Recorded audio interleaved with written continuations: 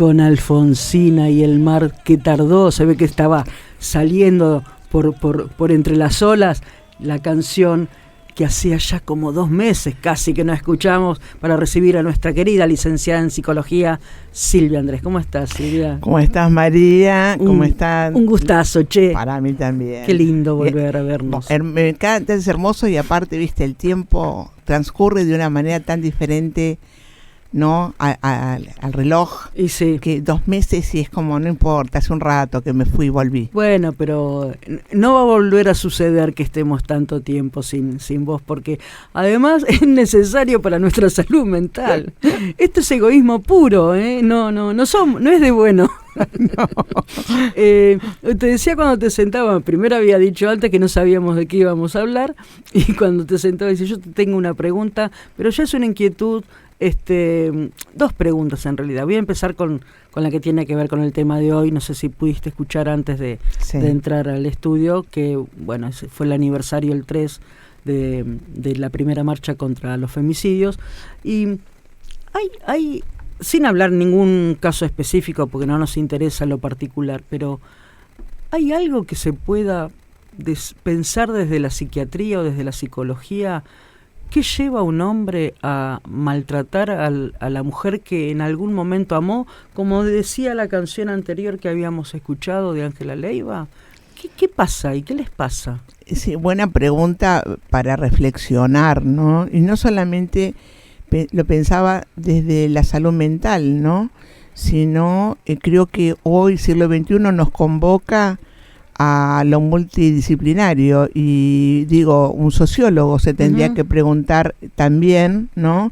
En qué pasa en nuestra sociedad, porque la violencia, particularmente a lo que te referías, María, la violencia de género, los femicidios, es decir, digo, abrirlo mucho más de lo que uno considero, cree que sería posible. Ajá. Porque somos todos actores posibles, ¿no? En esta sociedad, y todos hemos hecho y seguiremos haciendo para modificarlo o para preguntarnos, ¿no? El tema es muy complejo. Sí. Por eso me refería a esto de lo interdisciplinario, ¿no? Uh-huh. Creo que ahí aprenderíamos todos en la pregunta de lo que no sabemos.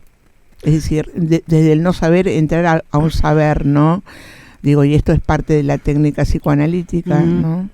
Yo a veces me he preguntado en charlas, inclusive con otras mujeres, muchas de ellas madres de varones, como es mi caso, es decir, ¿hasta qué punto? No estoy echando culpa a ninguna mamá, a ver si se entiende, porque por ahí la pregunta se entiende mal, pero digo, ¿hasta qué punto nosotras como madres de hijos varones no tendremos algo, no sé si por lo menos de responsabilidad, porque esos chicos fueron criados por una mujer en líneas generales? ¿Puede influir en algo? Es que creo que a tu pregunta lo decís hasta con respeto, de no juzgar, de no prejuzgar al otro, de no ser el dedo acusador, sino me parece justamente que es lo que necesitamos. La pregunta que nos abra a no saber, y desde el no saber te decía encontrar un saber. Creo que somos todos responsables, independientemente del género, ¿no? Pero es cierto que la madre, ese otro materno, ¿no? El primer mundo de un bebé, el primer, o sea, la primera infancia, no porque un padre no tenga lugar, porque lo tiene, pero desde un otro lugar, justamente instaura en una estructura familiar ese lugar de la ley, ¿no? Claro. El límite y todo. Pero es cierto que la madre es fundante, ¿no? En esto. Hasta el lenguaje mismo, la lengua materna, decimos, ¿no? Sí. Vos hablabas de la letra de las canciones, sí, ¿no? Que me gusta más la letra, decías, que la música. La letra que tiene que ver con una feria del libro, ¿no? La letra que tiene que ver con el psicoanálisis. Es decir, fíjate desde que cuántos otros lugares sí nos encontramos con la letra. Creo que tenemos que ir muy hacia atrás, pensando a una mujer durante muchos años, mucho tiempo históricamente silenciosa, callada, Ajá. postergada, viste como el título dice La mujer postergada de Sí, Bullrich, que sí. siempre me pareció el título tan fuerte que nunca pude terminar de leerlo, porque ya el título te abre una situación sumamente dolorosa. Vos decís que esta manera de pararse la mujer frente a la sociedad en silencio o sumisa, que viene, no sé, de nuestras abuelas o de nuestras bisabuelas, madres, sí. tatarabuelas, no sé, Sí, bueno, si no, seguimos, ¿no? Con nuestra edad no sé si tanto.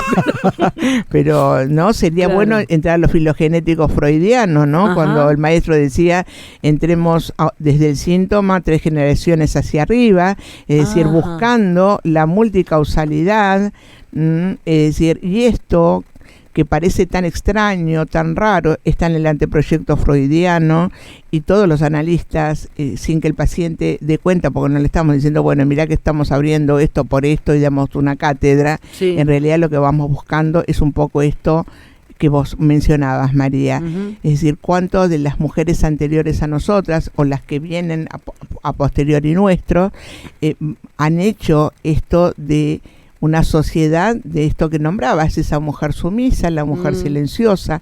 El tema es cuando la mujer empezó a decir, ¿no?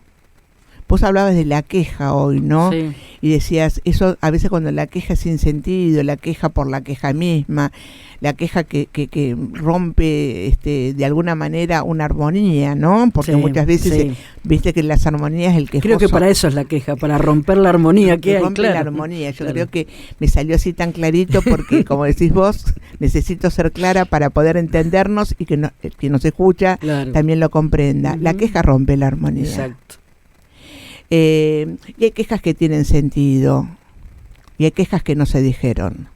A ver, ¿cómo sería eso, Silvia? Y hay quejas que rompen estas armonías. Creo que durante muchos años, mucho tiempo, aquellas mujeres sumisas seguramente no eligieron ese lugar. Claro. Seguramente no lo eligieron. Quedaron impuestos, aceptaron esos lugares, lo tomaban como quien me tengo que casar, tengo que tener hijos y tengo que ser una buena esposa, una perfecta esposa, el título del libro que mencionaste. Como algo impuesto, ¿no? Algo impuesto, es decir, hay que cumplir con esa norma, hay que cumplir con ese mandato, que puede ser familiar, social o cultural, o tenemos los tres. Ajá. Y después, debajo de todo eso está María, y debajo de todo eso está Silvia, sería, ¿no? Es decir, mirá todos los atravesamientos que se producen en un análisis en terapia, ¿no? Claro. Por eso lleva tiempo, por eso es un proceso, por eso el tiempo, hablamos de un tiempo lógico, pero no de un tiempo reloj. Son tiempos lógicos. Y volviendo nuevamente a esta historia, yo me preguntaba, ¿qué habrá pasado con la primera mujer que dijo algo? Pensaba en Alfonsina. ¿Por qué elegí a Alfonsina como cortina de mi espacio, de la columna? ¿Por qué nos acompaña? Porque quedó sola. Claro. Es decir, nos acompaña a nosotras, María, y a los oyentes, porque quedó sola.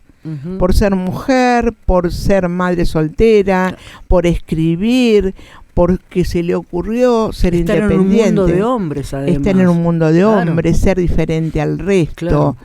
Entonces, siempre tuve la idea de darle un lugar siempre a Alfonsina, porque me parece que representa a las mujeres que dijeron, a las que no quisieron escuchar, y representaba también a las que no dijeron. Y escuchándote yo pensaba, ¿cuántas mujeres por ahí siguen o seguían, vamos a tratar de hablar en pasado, ojalá que se pueda, seguían siendo conscientes de que eran sumisas y que eran maltratadas y sin embargo no podían decir nada? ¿Y qué le pasó a la primera que se dio cuenta, o pudo, por ahí se daba cuenta pero no podía, y pudo, no sé, rebelarse? ¿Qué habrá sentido? Creo que en un principio soledad. Claro, seguro. Claro. En un principio soledad. Porque alguien que rompe con esas estructuras, María, si pensamos en una familia o en un barrio, en las cuestiones sociales o culturales, creo que el primer sentimiento que a tu pregunta, creo que se ha sentido sola. Claro. Por ser diferente, por querer romper con estas estructuras. Y sola es difícil hacer cualquier cosa. Y esa soledad tiene padecimiento, tiene angustia, tiene miedos, tiene preguntas. Y también lo pensaba con respecto a tu pregunta, que creo que entre muchas de las virtudes del maestro de Freud, este padre del psicoanálisis, es haber sacado justamente el lugar de la mujer, a que no sea la mujer internada en un nosocomio, en un psiquiátrico, sino escuchar a la mujer. Desde aquel momento, estamos hablando de anteproyecto freudiano final del siglo XIX, en principio del siglo XX, este padre del psicoanálisis, donde la mujer tuvo un otro lugar, fue escuchada, nada menos que ser escuchada. Y si nos remontamos a esa línea donde uno dice, bueno, pero todo no estuvo perdido, no, porque esto fue justamente lo que vino a romper la estructura, el paradigma científico de la época. Y si vamos hoy a una realidad que decías, ojalá que algunas cuestiones podamos hablarles en pasado, la carrera de psicología sigue siendo por excelencia el mayor número que ingresan a la carrera somos mujeres. ¿Hay un porcentaje muy alto de mujeres? Sí, realmente, y sigue siéndolo. ¿Y hay alguna explicación hacia eso? Y siempre nos lo preguntamos, ¿por qué tan pocos varones entran a nuestra carrera? Lo cual nos son necesarios a los colegas como a los pacientes. Freud era el varón que abre y el padre del psicoanálisis. Sin embargo, parece que las mujeres entendieron siempre qué lugar les estaba dando el maestro. Creo que lo entendieron siempre. Entonces, desde algún lugar, y sigue siéndolo, yo tengo pacientes que están en la carrera en estos momentos, y sigue siendo un alto porcentaje la mujer. Y digo, ¿será que, tendremos que seguir aprendiendo cómo decir, qué decir, a quién decir, cuándo decir? Me refiero a esto del hombre, ¿no? Cuando vos decís el femicidio, ¿no? Es decir, desde qué lugar uno, mamá, cómo digo, cómo enseño, cómo tramito la palabra, ¿no? Es probable, en líneas generales, siempre estamos generalizando, ¿no? Que una mujer que haya crecido o haya vivido con su madre golpeada, sea una mujer golpeada, busque una figura como la del padre, un golpeador, o cuando sucede es pura casualidad? Y buena pregunta, no necesariamente. Porque no es una regla. No es una regla. No hay una normativa.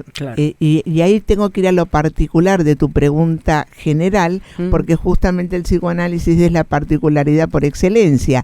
Entonces esa particularidad es la que al analista le permite decir, no hay una norma, no hay una regla, no es que a tal situación de violencia va a suceder esto con la hija y con la nieta, y después te voy a contar qué va a pasar con la bisnieta. Bueno, justamente el psicoanálisis viene a decir, no, la particularidad hace que cualquiera de esas mujeres trabaje hasta por oposición de lo que vivió. Mira, y me diste pie a recordar una joven que en análisis decía hace muchos años, dice, yo tenía 6 años y en mi familia había una violencia importante. Yo tenía hermanitos más chiquitos y cada vez que me levantaba, todos los días decía, yo esto no lo quiero en mi vida. Y para mí fue importante escuchar esto de esta niña, si bien era una mujer la que estaba en consultorio, a la que estaba escuchando era esa niña de 6 años, que se estaba diciendo, esto no lo quiero para mí, esto no va a ser mi vida. Y de hecho eligió siempre un camino por oposición a lo que había vivenciado. Entonces un poco responde a tu pregunta, ¿no? Y la tranquilidad de que cada uno, ¿no? Es como cuando digo, hágase cargo de su DNI porque es suyo y es propio y no es de otro. Cada uno tendría que hacerse cargo de sí mismo, ¿no? De quién es, quién quiere ser, cómo quiero ser, qué quiero modificar, y que de alguna manera ese trenzado de esa trama nos es más fácil decir porque yo lo viví, porque... Y cuando he escuchado esto en un consultorio, he dicho, pero si usted lo vivió, ¿por qué quiere hoy repetir con sus hijos lo que usted sabe que padeció? Y ahí ante esa pregunta, es donde el paciente empieza a reflexionar. Claro.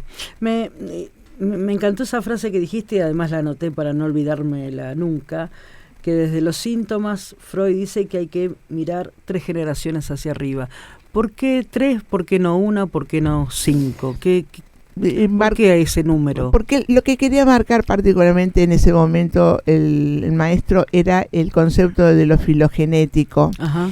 Y no en tanto números de 3 generaciones, sino como decir generaciones hacia arriba se refería a él, ¿no? Sí. Que es tal cual lo decís, uno puede tener una lectura de 3, 5, las que fuere. El tema es cómo rastreamos esas generaciones hacia arriba, ¿no? Uh-huh. Por eso decía al menos 3, como que no sabemos si muchas más podremos saber. ¿Por qué? Porque el síntoma está en un sujeto que podrá hablar de sus padres, abuelo y bisabuelo. Claro, no sabemos si más allá alguien dijo, alguien le contó, sabe de la historia, alguien escribió algo. Entonces creo que por eso no es un número tan racional, sino un sentido común de pensar que tal vez mucho más allá no íbamos a poder hallar. Que esto que me pasa hoy a mí puede ser consecuencia de algo que viene pasando en mi familia desde hace mucho tiempo, por lo menos, algo así. Y vos traes el síntoma, claro. Vos apareces con tu síntoma, que no sabés de dónde viene, ni por qué viene, ni nada, de nada. Ahí es donde empezamos a rastrear la multicausalidad de un síntoma, multicausalidad. Y en esto muchas veces encontramos un alivio, pero la resolución lleva más tiempo. Claro. El alivio es decir, bien, ya no tenés el síntoma, bueno, ya podés vivir sin esto, pero atento, el analista sigue buscando la multicausalidad que justificó ese síntoma. Bien. Y yo puedo ser la generación que corte ese síntoma, es decir, que para adelante las generaciones futuras no sufran al menos esa cuestión. ¿Puede suceder o es muy matemático? No, María, has tenido una escucha como la tenés siempre.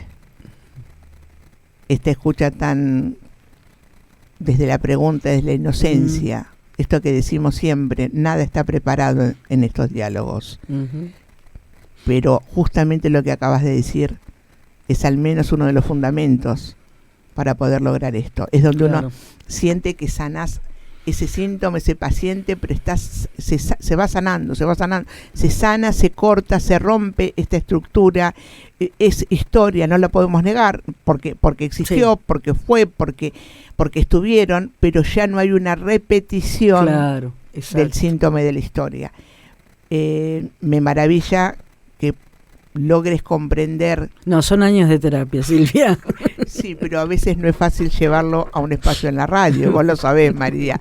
Es decir, creo que cuando nosotros con mucho humor lo decimos, y cuando agradezco siempre, permanentemente el espacio, tanto aquí como en la Feria del Libro, esos espacios que Freud decía, no dejemos los espacios vacíos. Qué bueno eso, no dejemos los espacios vacíos, donde nos convocan, donde veamos que podemos tramitar algo, aprender algo y difundir algo. Tampoco es cualquier lugar, obviamente, es en orden de la letra, la literatura, los libros, la escritura, los que piensan, los que leen, los intelectuales. No estamos en un lugar donde a alguien le interese nada o pueda tergiversar algo de lo que se ha dicho o escuchado. Y sabés que la radio como espacio, esto que agradezco siempre, es tener en la cultura, en esto de la letra, los escritores, la Feria del Libro, la canción de Leiva, el aniversario de Ni Una Menos. Es decir, sí, en realidad, es decir, somos parte de ese todo, de la vida cotidiana, de lo que pasa en cada uno, de lo que socialmente necesitamos y deseamos seguramente modificar y transformar. Y sabés que el espacio de la radio, cuando nos permite este lugar, es como cuando yo le digo es el recreo, pero es el recreo de la sabiduría, ¿no? Es cuando te contás, ¿viste? Qué bueno. Entre las dos nos contamos esto y es el recreo de disfrute, de juego, lo lúdico, ¿no? Que nada sea tan pesado que no lo podemos sostener. Vos pensás, esto también es algo que he discutido en el buen sentido, ¿no? Con muchas personas. ¿Sirve de algo decir ni una menos a cada paso, sirve de algo, no sé, hoy... A mí me pasó una vez en una provincia, no la nombro no porque por ninguna razón especial, pero para no levantar polvoreda con los hombres. En una ciudad de una provincia determinada, en un bar, en el baño de mujeres había un cartel: si estás necesitando ayuda, acércate a la barra a pedir determinado trago y la gente de la barra te va a ayudar. Algo así era. Sí. No importa dónde, porque justamente no es para decirlo. ¿Sirve todo esto o es más que nada hacer visible una realidad y nada más que para eso está? Servir, yo después que lo dije me pareció un verbo feo, pero es que no sé qué otra palabra usar. Bueno, si nos sirve como sociedad... Bueno, fíjate la dificultad de la temática. Cuando la palabra no sabemos si es esto, y después que la dije claro. No es, fíjate. Me tira pata, dije. Claro, como que decir, de hecho hablamos esto justamente, claro. Bueno, que salga con error, con lo que, como salga, pero lo natural de lo que es el lenguaje, ¿no? Y bueno, ahí marca claramente la dificultad de la temática. Claro, cuando ni siquiera podemos redondear el concepto o el verbo que utilicé, no es esto, dice María, lo que hubiese utilizado, uy, qué feo que sonó servir, y te miro como diciendo, pero salió esto, por algo será, por algo es, porque nos muestra la dificultad. Creo que toda palabra es válida.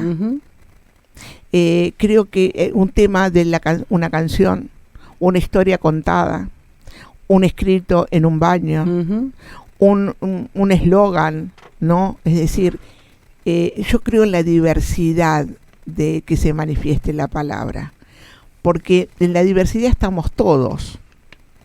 Y yo no sé si a una mujer que está atravesando una situación de violencia de género, violencia familiar, sí, ella misma con su propia violencia, ¿cuál de todas esas frases es la que le tocó el corazoncito, el alma, lo inconsciente, su dolor, su padecimiento, su angustia?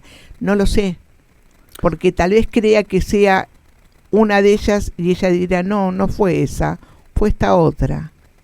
Y ahí me parece que es interesante la diversidad de poder decirlo de diferentes maneras. A ver si te entendí. Sigo usando el verbo servir, pero ¿sirve más para la mujer escucharlo que para el hombre que ya es violento, digamos? La mujer está encontrando una salida. A eso. Ahora sí. A la mujer. Exactamente. Ahora sí. Ahora le encontré más sentido. Sí, a la mujer. Porque es la mujer la que condiciona esa situación como naturalizando que un varón sea violento. ¿Se entiende? Entonces, desde ese lugar, en esa línea que seguíamos de las mujeres, y no por ser las importantes, sino porque estamos diciendo ser víctimas, justamente. O sea, la importancia que tenemos, el padecimiento, es ser víctimas. No es ser victoriosas. Claro. Qué bueno eso, me encantó. Entonces, desde ese lugar, creo que cualquier mujer que lo lea, que lo escuche, que escucha a Leiva, o que lea esto en un baño, o que tenga un eslogan, o algo que le haga ruido, y cada una vaya a saber por qué razón, en algún momento, algún punto de esto, la toque en su propio padecimiento y busque ayuda. Claro. Y pueda decir que está en una situación de violencia, o pueda decirle simplemente a un varón, no levantes el tono de voz, porque me hace mal. Claro. Aunque el tono de voz tal vez para el varón sea algo que naturaliza en su forma de decir, y solo con que una mujer pueda decir esto, seguramente el varón escuchará. Hablamos en el mejor de los casos, o en ese deseo y en anhelo de que algo de esta palabra tenga valor, y pueda algo modificar en una relación. Así se empieza, diciendo lo que no nos gusta, lo que no queremos, lo que nos duele, lo que deseamos. Pero si no lo decimos... Claro, porque también capaz que yo quiero creer que no todos los hombres violentos morirán violentos. Tal vez algunos acompañados con la mujer o acompañados con alguien puedan dejar de ser ese tipo violento, violento en todo sentido, ¿no? Físico y psicológicamente, que sí. No sé cuál de las dos es peor. Bueno, la palabra no te mata físicamente, pero te mata de otra manera. Tal vez si la mujer logra plantarse y intentar la comunicación, tal vez algún hombre pueda revertir su manera de ser, ¿no? Y esto vuelvo a una frase tuya cuando decías en un momento, bueno, creo que todos queremos algo, decías, como de este cambio, como no estamos diciendo erradicarlo, porque erradicar es como si vamos a las enfermedades, a las bacterias, los virus, hay virus erradicados que los seguimos teniendo, entonces no vayamos a la utopía de creer que vamos a erradicar lo que tantos años se ha constituido, pero creo que desde lo más pequeño, desde esta pequeña charla de una mujer con un varón, que hable de su dolor, de su padecimiento, de lo que no le gusta, de lo que no quiere, de lo que está cansada, de lo que de tantas cosas. La lista puede ser tan intensa como el padecimiento de cada mujer en ese lugar. Y creo que desde algún lugar, porque también le da lugar a tu pregunta, que si un varón no lo puede escuchar, la satisfacción o la salud está en la mujer que lo pudo decir. Claro.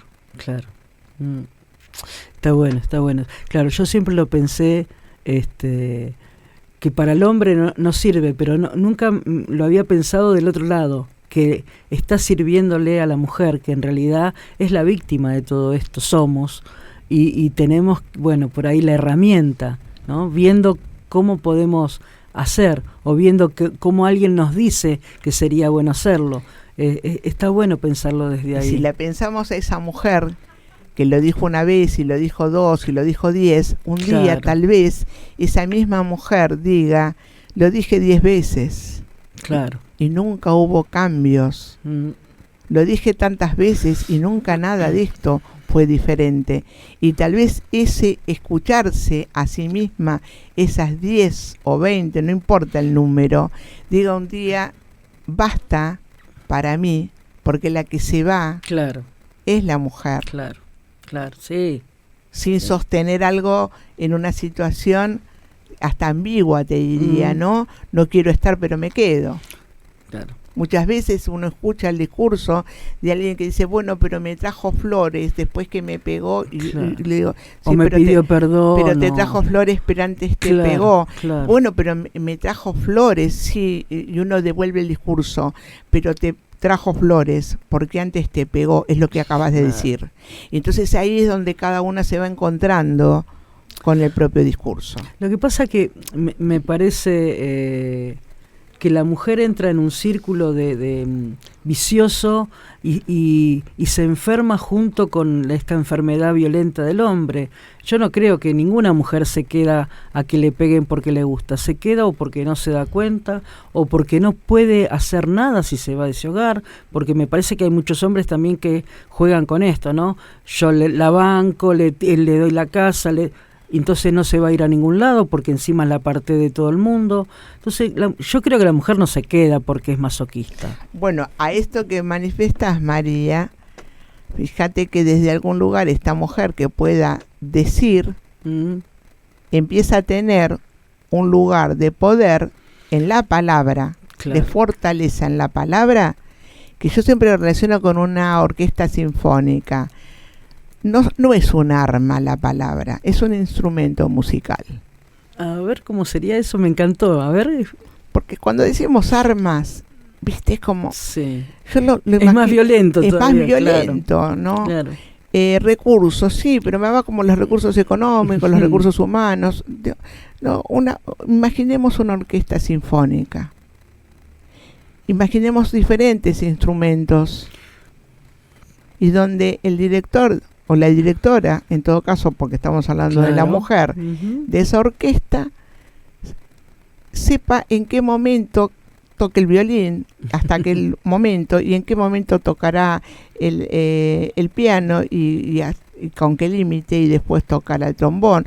Es decir, y donde en un momento tal vez haga tocar, como uno lo ve en las orquestas sinfónicas, donde todos los instrumentos están juntos, cada uno con su partitura, y ahí volvemos a un término que utilicé al principio, la armonía. La armonía, está claro, exacto. La que se pierde en una situación de violencia. Claro. La que se pierde cuando no hay respeto por el otro. La que se pierde cuando alguna mujer seguramente no pudo verse como una directora de orquesta, haciendo el ritmo y la tonalidad y la composición musical que ella deseaba. Qué bueno, me encantó esa metáfora, porque es cierto, si decimos la palabra es un arma, ¿qué queremos? Acabar con la violencia con más violencia. Sería el cuento de la buena pipa, ¿no? Nunca lo terminamos. Qué bueno, me encantó. Me quedo con dos cosas, Silvia. La palabra es una orquesta sinfónica y desde los síntomas, según Freud, hay que mirar 3 generaciones o varias generaciones hacia atrás. Exacto. El número es indistinto. Es indistinto. La verdad que para no tener tema acordado, estuvo bueno, che. Nos salió bien, María. Nos salió lindo, ¿eh? No parece, si no lo decimos, voy a decir, che, qué bien que armaron la charla esta gente. Es que es una forma de salir de la queja sin sentido. Ahí está, bien ahí. Silvia, hasta el mes que viene, ahora sí, señores, a esta mujer no la tenemos que perder por nada del mundo porque nos ayudas a pensar un montón y hoy yo me voy con este aprendizaje, por lo menos. El ni una menos sirve para las mujeres, no es para los hombres. Yo tenía el concepto equivocado y ahora va con otra ganas, con otra fuerza. Ahí está, justamente lo dijiste, con una fortaleza que tal vez antes no teníamos. Sí. Y la fortaleza no es violencia. Exacto. Un sensible jamás sería un violento, porque el sensible es el que encuentra en la música, en el arte, en la escritura, en las artes, esto de la sensibilidad y la fortaleza, jamás violencia. Qué grande. Silvia, un placer inmenso.